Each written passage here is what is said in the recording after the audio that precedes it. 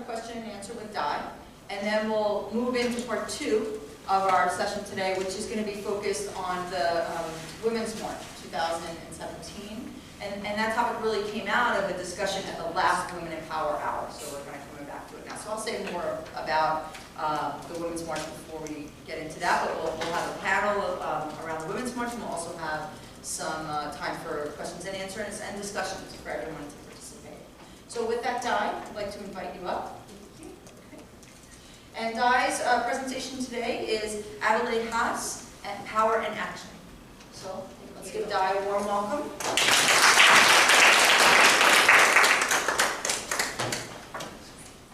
So later we'll be talking about marches, but my topic is not about activists' marches, although it is about a person who knew how to protest. It is not about today's activism, but it is about a period of social activism in America. It is certainly about power, at least on the part of a couple of women whose names may be known. My work seeks to bring into history's light some of the missing role models whose names should be spoken and remembered. Today I'll highlight a person who helped usher in the 20th century. This hour is about power, and she's a good example of that. She didn't know she'd go into Library of Science. She certainly didn't know she'd permanently affect it. First, let's take a look at what the work situation was for a woman of her time, which was the late 1800s onward, the Progressive Era, which was a period of social activism and political reform. About occupations for women of the time period. Hanson, Gracie, and Irvin wrote, quote, "Between 1880 and 1920, women made significant inroads into the American workplace, dominating in more established fields, as well as creating and/or expanding others. Yet, instead of signaling professional or economic parity, these hospitable occupations became feminized, a process that depressed salaries, limited professional advancement, and segregated women into low-status, non-administrative positions," unquote. Instead of a woman being brought from the margins into the mainstream by being offered a mainstream career position, these positions began to be dragged into the margins. Addie Haas was born in 1868. Addie grew up in Milwaukee, Wisconsin, in a house filled with books and music. When Haas was in her teen years, her family relocated to the newly connected by rail Los Angeles, California. Young Addie began to already show her power in these teen years. She achieved, even overachieved, in multiple ways over her lifetime. One author who focused on Haas was Claire Beck. When she wanted to explain why Haas may have excelled in her field, she thought that Haas was trying to overcompensate for the fact that she had neither attended university nor had she attended formal public high school. This may be assumption, however, on Beck's part. I think if one looks further back into Addie Haas's life, before she began her career, there is confirmation on her exemplary dedication to whatever she undertook. In California, Addie took up the sport that was popular with women, bicycling. In bicycling, she soon earned the title Champion Fast Lady Bicycle Rider of Los Angeles. These bikes were extremely heavy, with one wheel alone weighing more than 60 pounds. If we take Beck's assumptions as to why Haas succeeded, they don't hold up when we look at her success in her sport. Other bicycle riders neither knew nor bothered to even think about the educational background of any of their competitors. Claire Beck thought to explain Haas's unparalleled achievement in Library of Science by assuming that Haas might have been self-conscious about her lack of formal education. It is possible, however, that Beck failed to entertain the idea that Haas approached issues differently and excelled in her career field for the same reason that she became champion fast lady bicycle rider of Los Angeles. There may be a correlation that Beck missed in her thorough and inspiring study of Haas. Uniquely successful people often are the type of person to become captivated by their interest and devote themselves to it with intense focus and dedication. Addie's introduction to a career took place just before the turn of the century when she applied for a position at the Los Angeles Public Library. The new head librarian, Tessa Kelso, hired Addie and had her begin work at once so that she could help with the move into the new, much larger quarters in City Hall. When Haas was hired to work for Kelso, she was offered $40 per month. In just months, her salary was raised to $50 per month. Just think about that percentage gain. Beck wrote of Haas's promotions and salary increases. A few months later, Haas was raised to the rank of first assistant. Her salary would increase substantially over the next few years as her responsibilities continuously expanded. Her energy and enthusiasm for organizing every aspect of the library was appreciated and encouraged by Kelso. It was Kelso who handed over to Haas the responsibility of the organization of government publications, which eventually became the ultimate focus of Haas's career and fame. Haas and Kelso got along very well and fully supported each other's work. When Haas would work on bibliographies or instruct librarian training programs, Kelso would have Haas publish her work so as to start building a career for herself. Beck wrote, by 1892, their rapport was such that they decided to live together. City directories for the next few years showed them at the same addresses in the booming area of the new apartment buildings around Broadway and Hill. In a separate publication, Beck wrote, the two became close friends, and Kelso's influence would reverberate throughout Haas's career. I personally checked the city directories and saw the two of them on the records living at the LA address of 455 South Broadway. That's at Broadway and Fifth. Beck wrote about Kelso's influence on Haas. Kelso had many ideas, sometimes controversial and always vigorously asserted, that would be carried on by Haas, especially since the two would remain close and live in the same city for 20 years. Kelso's willingness to engage in conflict with powerful men would continue in the more prominent career of her protege. Addie's publishing and professional growth transformed young, inexperienced Addie Haas into the Adelaide R. Haas that became known from one coast to the other. Eventually, there was a change to the library board that had been great supporters of Kelso and Haas and their progressive ways that were seen as exemplary and nationally respected. Now, the new and more conservative board took charge. The new board began to play games with Kelso's career, eventually leading to her resignation. Haas resigned along with her. Kelso's next career move was to go back east. Haas did too. At that time, by coincidence, an act of Congress created this position of Superintendent of Documents in Washington, D.C. The first to be appointed to this position was Mr. Francis A. Crandall. The accumulated hoard of government publications and documents that he faced was a veritable nightmare. Francis Crandall turned to Adelaide Haas to face this nightmare, appointing her our nation's first Superintendent of Documents librarian. Haas began her position by facing the monster that was the randomly scattered piles of documents and publications. These publications were stuffed into drawers and shelves in some buildings and in closets and storage rooms in other buildings. The classification system she developed to deal with this nightmare is, in an expanded form, still in use by the United States government today. James Cameron wrote, it was at this time that Haas developed a classification scheme that forms the basis of one still in use at GPO today. Her typescript with handwritten additions and corrections by Haas and others is still held in GPO's archives. The successive drafts show the care with which Haas pursued her vocation. Haas faced a mountain of old, dusty piles of volumes in myriad buildings, closets, and even bricked up attic-like rooms. She did not hesitate to climb up into dark recesses, become covered in dust, dirt, and candle wax, and holler out categories as she threw down volumes for sorting. Haas wanted to know and observe every aspect and every step taken by GPO so as to be able to devise the best actions. Beck wrote, she studied all aspects of GPO's work, asking the printing foreman if she could watch the entire production of the Congressional Record, even if it meant staying all night as the only woman in the production area. Over time, she became increasingly dissatisfied with GPO for political interference that existed. Haas wanted to work for John Shaw Billings at the New York Public Library. She was eager to join Kelso in New York as well. She was persistent in contacting Billings for a good position and good pay. He did hire her. Crandall, Haas's boss at GPO, felt inconvenienced by her resignation and possibly resented her new, enviable position in New York. He made at least 2 attacks on her after her departure. Maybe because she was, by choice, unmarried and therefore in his mind safe to attack, he accused her of improperly taking a government record and wrote a highly critical review of one of her early bibliographies. Her exemplary ability in bibliographies was renowned, but maybe that's why he chose to attack her in that area. Crandall sent his allegations against Haas directly to Billings, her new boss. As she had learned from Kelso, who taught Haas how to counterattack against powerful men, Haas did not sit still and take these accusations. Since Crandall had sent his letter to her boss, She responded in kind. She wrote to his boss, public printer F.W. Palmer, requesting that he force Crandall to substantiate his claims of her improperly taking something or retract his accusation.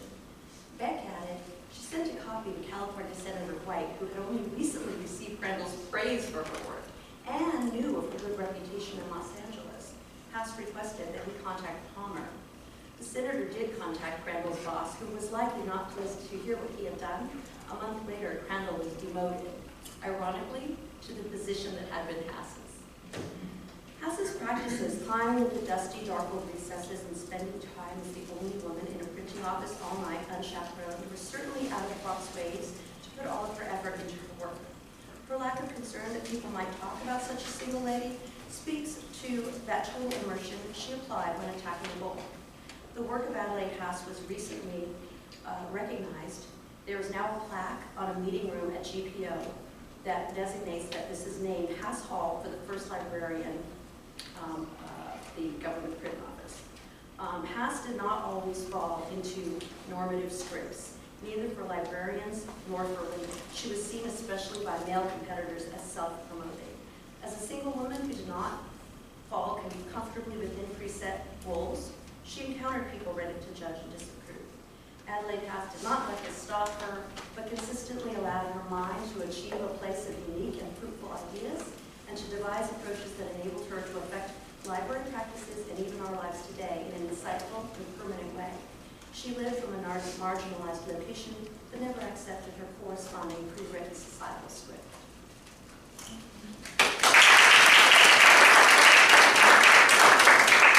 So we have a few minutes for questions or comments from the audience about that, for Di, about Di's presentation. I just have a comment. You said she was seen by colleagues as self-promoting, which is super interesting because I'm sure male counterparts are not seen in that light pursuing the same kind of work. Exactly. Yes. Thank you for that presentation and introducing me and I'm sure others too. And how did you come to discover her work? So I began to study early California, which is where my dissertation was taking me. And in the study of that, I found articles related to early California. One of the articles I found was by Hanson, Gracie, and Irvin about Tessa Kelso.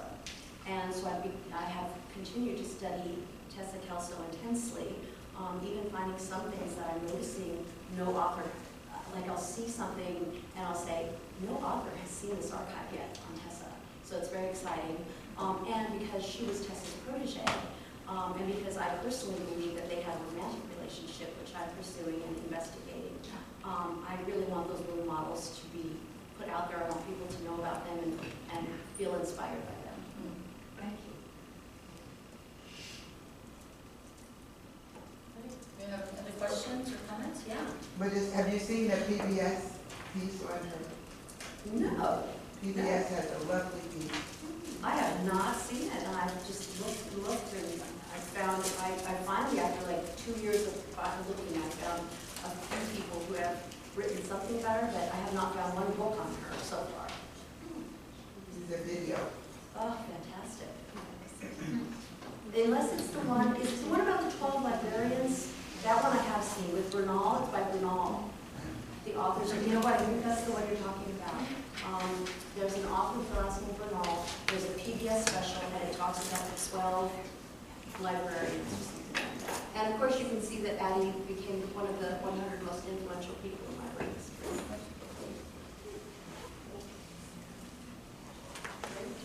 Do you have any other questions or comments for Don? Okay. Well, Di, thank you so much. We're often at these Women Power Hour events. I learned about somebody new that I'm not, whose work I'm not familiar with, and it's kind of a uncovering and rediscovering of history and of kind of historical role models who may have had these great influences that we never really learned about. So thank you for that. At this time, we're going to move into the next part of our Power Hour. So, let's see. Okay, I'll follow right here now. So, during our last residency, you know, we started talking about, it was January, we started talking about the fact that the Women's March was coming up, and some people were planning to attend, some people hadn't quite heard about it yet, and we started thinking to ourselves, well, maybe this is something that we should talk about in the next Women in Power Hour. And you know, I think we anticipated that that the Women's March would be historical in some way, but I don't think that those of us sitting in the room at the time really, maybe you did, I didn't, really quite get what the scope of that was going to be and how the magnitude of it and the historical significance of it. And so we're hoping that today we can create some space for talking about the march, you know, both for reflecting on people's experiences, you know, as well as the march as a topic for critical discussion. There's lots of uneasy alliances, lots of debates that were raised about the march, and so we're hoping that we can have some conversation about that. We're going to have a panel of several people who participated in marches in various locations and who participated in various ways. And then we're going to open it up for discussion. So what I'd like to do is to, Catherine Song is going to pass out some resources for everyone. And I'm going to go ahead and turn on this slideshow. Will it run by itself? Yes. Okay. Okay. Just to kind of remind us a little bit about the women's marches. And thanks to all of you who, many people in this room contributed photographs. Thank you.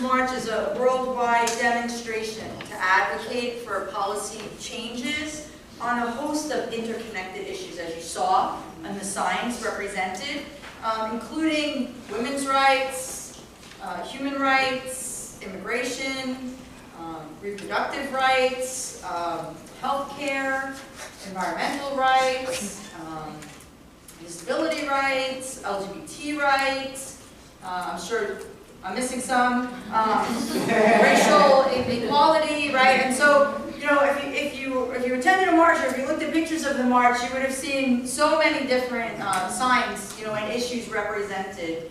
And there were, you know, just within the U.S., 653 marches that took place from, you know, very large marches in large cities like Los Angeles, where there were 750,000 people who came out, to places like Huntsville, Alabama, where 100 people, you know, came out and protested on a street corner, demonstrated on a street corner. Or Mentor, Colorado, where there was. Say again? There were 15 women in Berks. 15. Yep. Yeah. Mentor in So Colorado. that's had actually three. my next one, which is if anybody here, you know, attended a march and is willing to raise their hand and tell us where you were. So, Birds, Oregon. Birds, It's Oregon? this little tiny town in the eastern Oregon, almost to the Idaho border. There were 15 women. Wow. Yeah, Yeah. Dr. Voxel? 10,000 in Sarasota, Florida. Wow. 25,000 in Cincinnati. Oh. Yeah. Other folks, anybody else want to share with us? Yeah. Pass this out. So while we're talking, we're going to pass out some Another. postcards here. Who are, I'll get it back in a second. Postcards that were donated here from Tammy White. So we have a couple of books of them. They are blank. So you can write your own messages on them, but you can see they say things like defiance for science. Some of them say things like uprising. They have different messages on them. And so they're for you to take if you would like to take them, to fill out if you're so inspired, and to send after the fact, right? I'll pass them around while we're talking. So yes. There were about 3,500 people in Park City, Utah. Wow. And then on the following Monday, we marched on the Capitol in Salt Lake, and there were almost 10,000. Wow. It was incredible. Yeah, amazing, amazing. So, I think, and beyond the United States, there were also, marches in locations large and small across the world, right? And as well as a disability march, which happened online, where thousands of testimonials were posted online, which was organized by a former professor from here, Andrea Scarpino, along with some students from here who participated in that as well. So, so organizing and resistance and demonstrating was happening in many ways, in many places, big and small, by many different people around lots of different issues, but who all came together under this umbrella of the Women's March. And so we have a panel today. I'm sure our panelists could tell you lots of things, but we're only allowing them to talk for 5 minutes. So I'm going to be very Dr. Voxel and hold them to And I always kid Dr. Voxel about that, but last week I read a blog that was called Timekeeping as Feminist Practice. So I will happily share it with you. And I had to send it to her and say, all right. So, without further ado, I think maybe what we'll do is start with Vanessa Stretch. Each panelist is going to talk about something a little bit different in their experience. So Vanessa, if you'd like to begin, you're welcome to come up to the podium. You can stay if you want to, but the podium is open. That's okay. I can, if it's all right, I can stay here. Whatever you prefer. Okay. Well, what I'd like to focus on is the reason why I marched. When I first told people that I was going to march, it was because there was a change in administration that I was very uncomfortable with, and I felt a heart sickness. I really did, and I felt like I don't usually go and protest. I've never done marches, I've never done anything like this, but I felt like I needed to get involved because there was so much at stake, there's so many issues. And for me, it was just the reason to go would be to just show that I was a part of a bigger picture of humanity. We had 20,000 people plus in Sacramento at the Capitol over there once we got to the steps. Initially, like I said, I marched as a form of protest, but my reasons morphed into marching to show a solidarity. The best line was from one of the representatives of our state. Here's to all the women we love and those who love them. And that's why I decided to march. And the days afterwards, that pretty much made sense to me. It's for the women that I love and the people who love them. It became less of a march focusing on women's issues, more of a march focusing for the celebration of humanity in all of its forms. A march for solidarity, a march for family, a march for life and the celebration of the right for all life to thrive, coexist, and live in peace with each other. Those were the reasons why I marched then, and those are the reasons why I would march again. Thank you. Certified member? To go next. I've got a picture that I actually want to show you guys to just give you a sense of what the accessibility looks like for those people with disabilities. You're gonna have to talk really loud because your back is to you.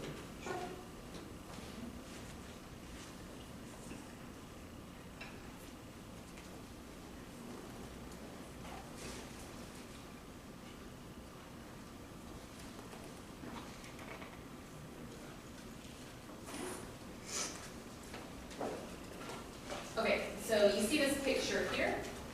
This is the Jumbotron. And the Jumbotron was brought in with a giant truck, and it's a big screen that's being used during the Women's March. Now, this is in Washington, D.C. There were over 500,000 people marching, and I wanted to show you what accessibility looked like for deaf people. For those people who are wheelchair users and other physical disabilities, they still had the auditory access, but I'm talking specifically about captioning services and interpreting services. You can see there's a live interpreter standing on a platform. This is the main stage, and you can see the presenter here on the Jumbotron. They also had interpreters on either side of the stage, because you have over 500,000 people in attendance. How are deaf people going to be able to see these interpreters? They had them placed on both corners of the main stage, and because they were often panning the camera back and forth between the audience and the presenter, they did a picture-in-picture screen of the interpreter, and they had interpreters placed in the middle of the march.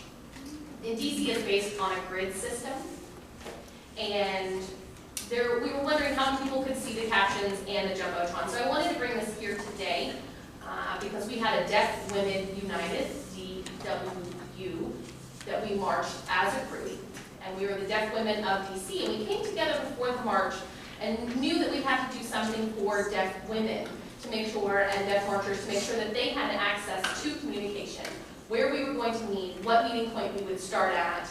We knew other people may go, but when we got there, it was massive. It was hard to find people, and so even though we were at that meeting point, the main stage was already completely full. We had to go to the Jumbotron screen in order to see the interpreter. I want to iterate that with another picture.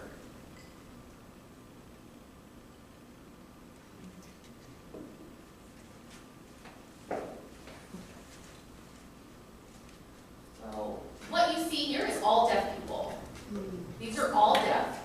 We all met in this place. And you can imagine if there wasn't a Jumbotron there for us to access, we would be in the wrong place. We're thankful that the Women's March had this because with the Deaf Women's United group, we got in touch with the people who were organizing the march, and we were asking what it looks like in terms of accessibility for those who are blind, those who are deaf, those who have physical limitations. And it was the first time they had actually considered it. They were welcoming everyone. Everyone was eligible to come and interpret for the march. But this is something for accessibility, and we didn't agree with anyone coming in and being able to just interpret. So I want to show you the number of people there, and then I want to show you the effect.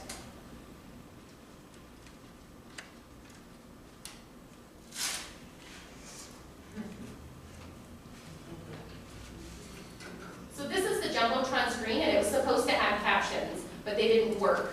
So all we could see is this repeating number series. There wasn't accessibility. So the interpreter had to actually get a chair. There was a chair right next to where this Jumbotron was, and trying to stand above the crowd to interpret. And that's an experience where we really need to work together and we were working together for accessibility. We were trying to clear out a space for people who were wheelchair users to be able to access this. Those who were able-bodied, we were trying to actually physically push out of the way to get those wheelchair and physical limitation users. This being a huge crowd, it's hard to move people, and so the beautiful thing to watch was how people worked together. In this moment, we all did it together. My experience was I led the march where I was asking people to move. We have to think of deaf people. They need to be able to see the interpreter. They need to be able to access the captions. It all needs to be a part of the thought process. It was a really liberating experience for me because it wasn't just about deaf people who were going. There were hearing people watching this process happen, and I think it had an effect on them as well. So thank you. Thank you. Thank you. Hey, Tammy. Tammy White, over 22. Hi, so I'm talking about, I suppose, like art and social justice and how I will say I attended the march in Oakland, and I live in Berkeley, but I don't protest and march, but it was one of the, so I don't really have a lot of experience, but it was one of the, just everywhere else, I was saying how incredibly polite everyone was, and I felt really moved to tears watching the slideshow because it was really overwhelming to just, there was just power in numbers.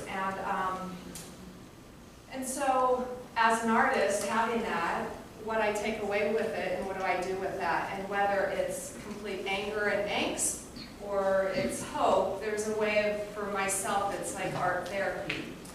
I want to quote Dr. Mitra, who wrote a piece, a paper on social justice and art.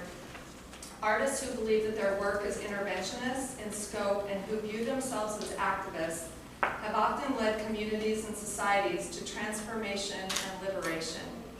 Through their art-making practices, they have harnessed the leadership values inherent in their communities of choice to create social change. And another individual, Ursula Le Guin, says, resistance and change often begin in art.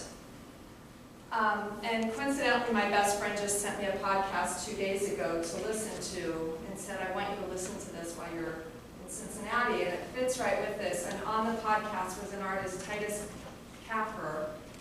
He is an African-American, now artist, but he was a college student, taking an art history class. And out of a book of 400 pages, 14 were dedicated to Black history, art history. And due to time, the professor decided she didn't have enough time for this. He was the only African-American in the class, and he's now represented at MoMA, at Yale, all across the country, because he turned that into art. And his pieces often look as if there's two canvases, where there might be an image of a slave with Thomas Jefferson's canvas peeling back to reveal what's behind it. And he, in the podcast, he talked about how this has changed in every interaction he has. He's put it into his art. And so I brought this piece today. Art is very personal and subjective, and so each of you, without me explaining this, might have a very different feeling or interpretation of it. For myself, the thought process I put into it is, this does say March, it's etched, it's hard to see, and I meant for it to be that way because there was such a silence about it. It had to be secretive. The white is for the suffragists. Moving down into the pink, these are the names of feminists from the, through history. And these are the dates and the attendance of the previous marches. I put barbed wire in the piece because to me it represents both strength and barriers. This is sort of a box which women are placed in with pink tears.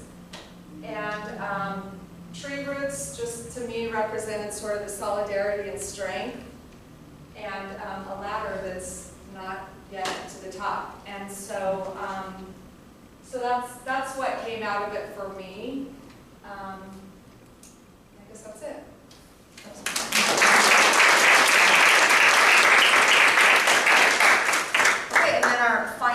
panelists is Dr. Vanessa Enoch, who recently defended her dissertation.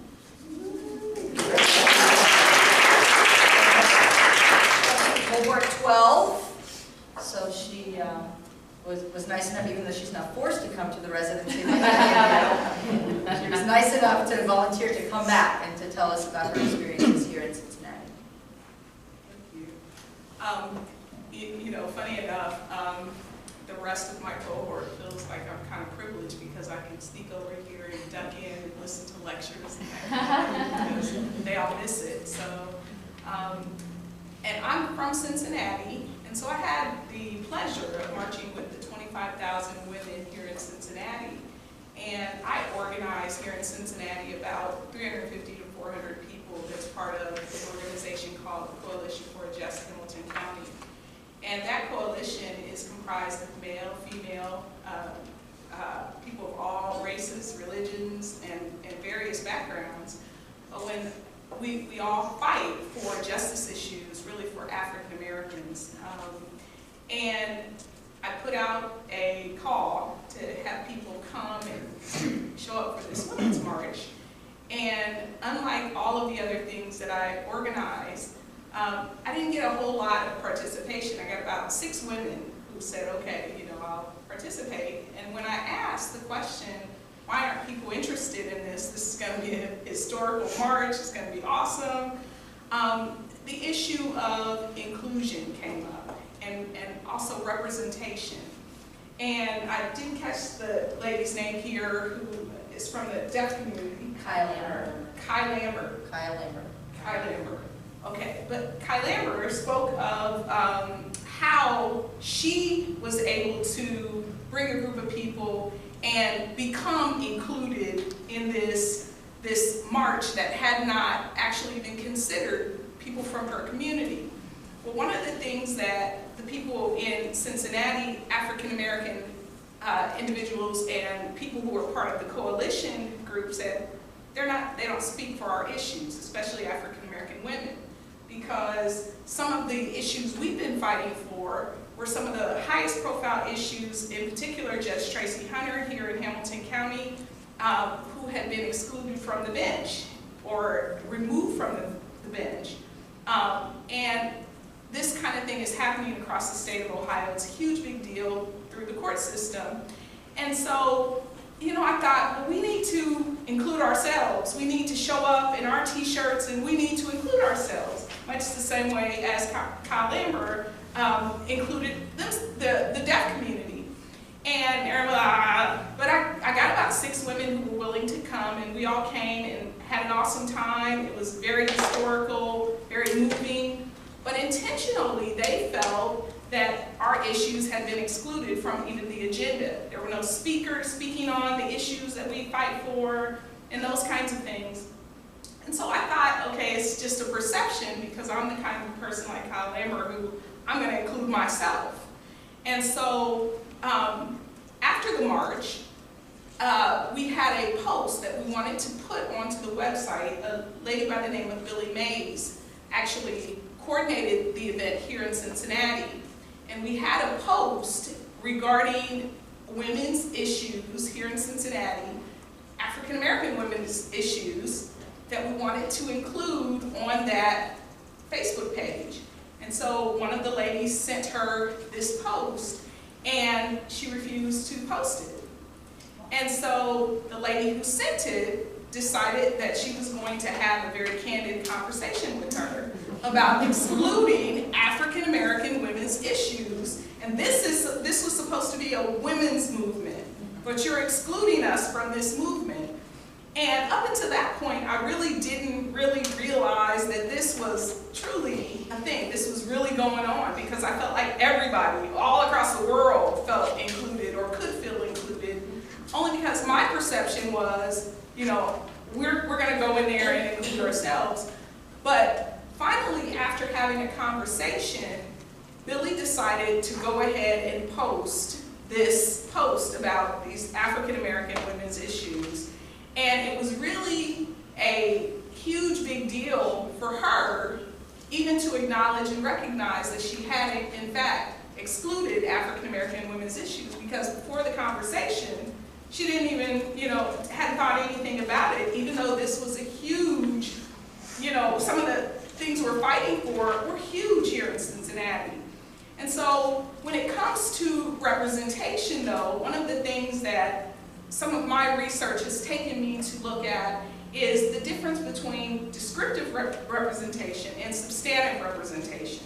So you have some black faces, black female faces, in fact, that stand on the podium and talk about general women's issues, but none of them were speaking about African American women's issues, which is what we were all fighting for. And so as it relates to this idea of feminism, it's always been this argument within the feminist community about whether African American women's issues are included or have been included and on the agenda.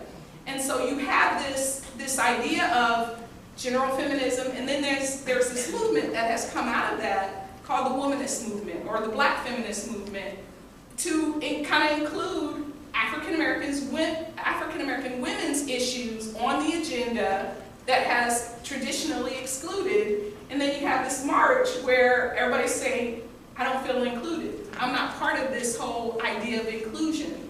So you have about 1 minute. Oh, excellent. And so it was really kind of refreshing to see Kyle Lambert's presentation where she talked about, what that looked like for the deaf community and how the extent to which they had to go in order to ensure that they were included.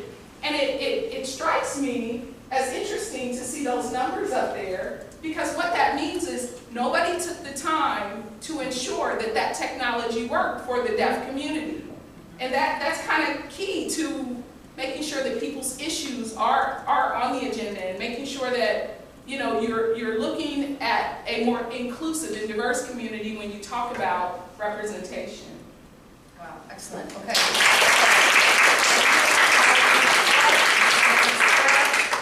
Enoch and Tammy White, who volunteered to be on our panel and who also stayed within their 5-minute time limit. I'm very impressed. So we'd like to open it up. We'd like to open it up for questions, answers, discussions. We know many of you attended the march. Many of you who may not have attended the march probably thought about the march, read about the march. There were lots of blog posts about the march and discussions and papers written. So we'd like to open it up for discussion, for reactions to our panelists, to other thoughts that might have emerged during the panel, or to whatever you'd like to share. Yeah. I'm from Iowa, and our nearest march was in Des Moines. We had, at our faculty, I teach at Iowa Wesleyan University, we had an email thread saying, hey, who's available to go? Do we want to carpool? Those types of things. Some of us were unable to go just for personal reasons, calendar, whatnot. But one of our group who went to the march, she came back and she's really into knitting and crocheting, and she wanted to bring back the lovingly pink hats, right? And she used our email thread and sent out a link to our faculty and staff saying, hey, if you're interested in these pink hats, I'll be willing to crochet one for you so you can have to keep as a memento. And you weren't there, but this is something you can keep, to kind of make yourself part of the group. A few hours later, our VPAA sent out a strongly worded email saying, the faculty staff list is not for these types of advertisements.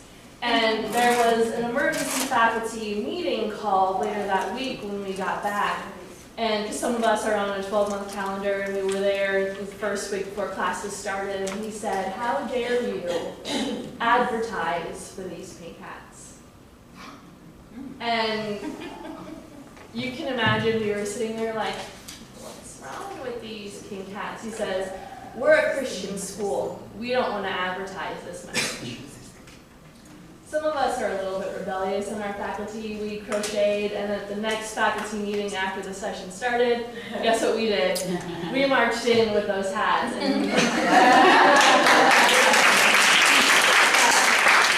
And the look that he gave us was like, what can I really do? You're here. And it was amazing to see, and it wasn't just the females of the faculty, it was also the males who were there too. And our faculty executive chair was sitting there the whole meeting with his little pink hat on. Yes. It was really cool to be there. Great. Thanks for sharing that. So I'm just going to share something that I wrote that seems very appropriate to this moment that I wrote in February, and you'll all get it. She was warned not to speak too loudly or too softly or at all. She was given an explanation that her words weren't important, her thoughts incoherent, and her mind inconsequential. Nevertheless, she persisted so that her sisters might know the truth, her daughters might not be afraid, and her mother might know she'd pay attention. She was warned not to try too hard or to be too aggressive, or to sit down and wait her turn. She was given an explanation that her efforts were not as important. She needed to be seen as feminine, and that her turn would always be next to last. Nevertheless, she persisted so that she might find her own strength.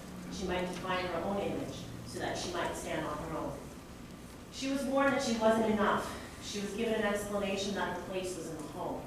Nevertheless, she persisted so that she could find self-worth. She was warned that her clothes were too tight. She was given an explanation that it would be her fault. She asked for it by displaying the shape of her womanness. Nevertheless, she persisted so that her body might be just that. She was warned that she wasn't qualified. She was given an explanation that that's just the way it is. Nevertheless, she persisted so that submission is not the status quo. She was warned that she had other, more important duties. She was given the explanation that motherhood is the most important job. Nevertheless, she persisted so that she might not be a prisoner to her womb. She was warned that she was too much, too independent, too outspoken, too sexy, not sexy enough. She was given an explanation that no man would want to marry her. Nevertheless, she persisted so that she might marry whom she chose. She was warned. She was given an explanation. Nevertheless, she persisted.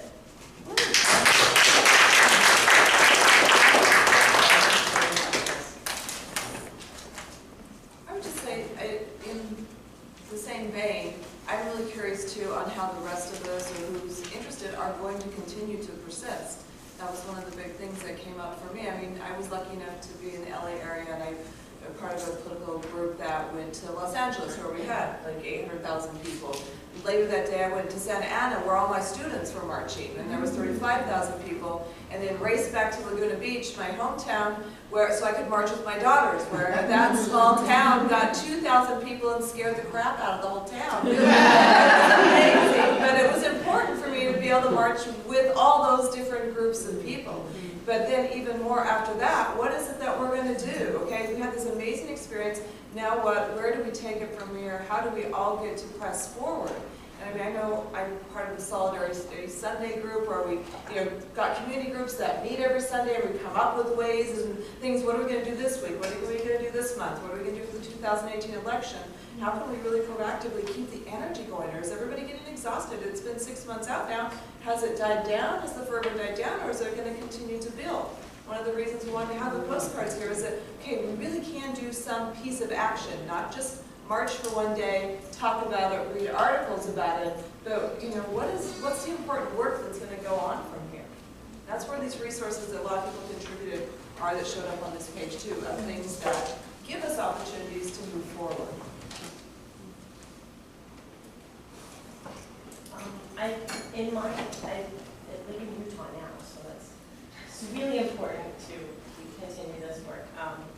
We have a local action committee that came out of all of this, that sends regular text updates for when our legislators are in session and when people need to show up and be heard. And it's really effective. So I don't know if everyone has looked into those things in your area, but that's one of the ways that I'm committed to the meetings and keeping the momentum. So my husband and I do a lot of stuff with Planned Parenthood and HRC anyway, but because after the Women's March, it was something that they were also energized, Planned Parenthood and HRC, and they made it really easy to get a hold of your congresspeople to allow, they tell you when votes are happening, when things are coming up, right? Cincinnati's Planned Parenthood actually makes the most money from individual contributions than any other Planned Parenthood in the country. Wow. And mostly, well, they have a lot of events at bars where the bars donate all the money from all the drinks to, so that really probably helps a lot. We also went, my husband and I went to the Ohio State House of Representatives for him to testify about so Ohio, So we have like about 4 minutes left. okay, Ohio stopped doing their benefits for clean renewable energy, right? They put that off, and they weren't going to get up to 50% or 20% or whatever. They were like, we're not doing that anymore. And so my husband's in clean and renewable energy, and so he went to testify along with 75 other people against continuing this break of, not legislating the use of clean renewable energy. And so, I mean, we sat in there for 4 hours and listened to all these people testifying to the Energy Committee, and they still voted for the break. But Kasich actually vetoed that. So it's still in the works at the moment. But those are the things that we've been doing a lot of. Yeah, so I'm sorry that we don't have a lot more time for discussion, but I know that people have to go to class. So, I think, we wanted to revisit it because we had talked about it, and we also this is the first time we're together since the march happened, so we wanted to bring it into this space. And also, in our classes, there's places for, I think, critical discussion about some of these uneasy alliances, about who's included and who's not included. About organizing, about policy change. I think it's really relevant to a lot of what we're doing here during this week together.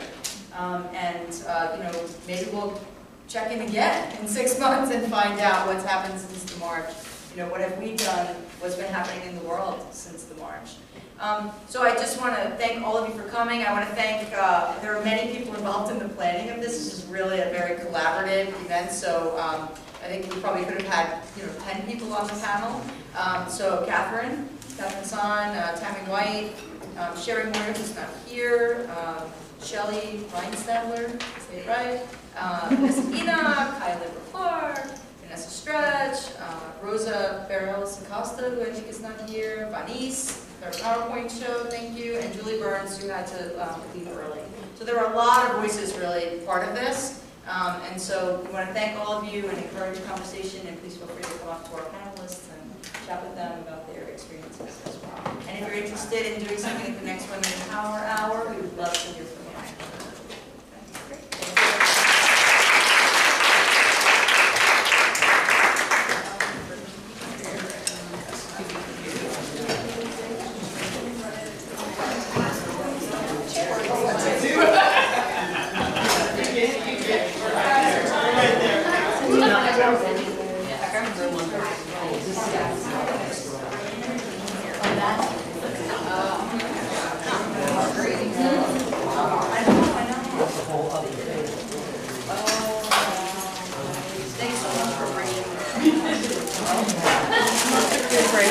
I'm off to create a writing as well.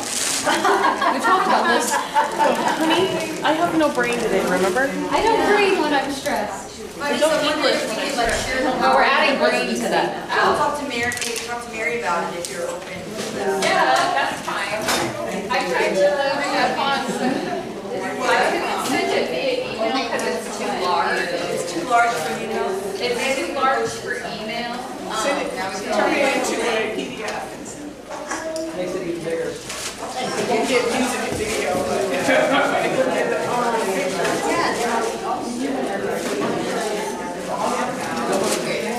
Oh, I loved it, yes. Oh, we're not.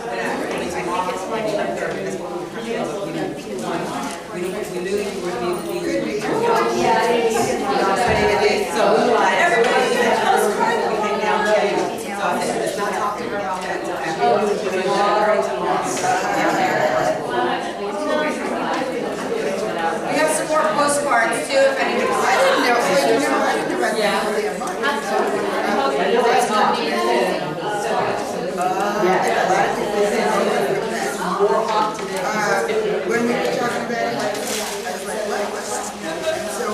Oh, my Lord. I just didn't know what it meant. They said Women's March there, they expected 5,000. And it was 10. Yeah, you could have, and it was no problem. Parking on. Kylie, thanks for bringing the, thanks for bringing the